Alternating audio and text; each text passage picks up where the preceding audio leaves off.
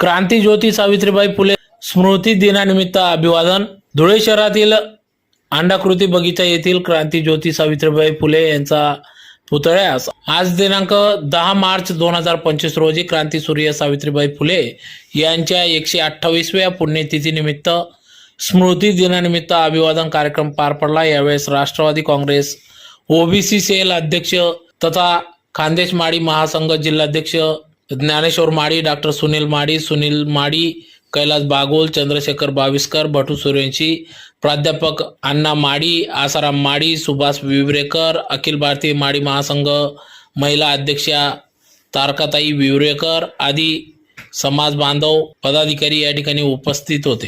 जय ज्योती, जय क्रांती, सावित्रीबाईंचा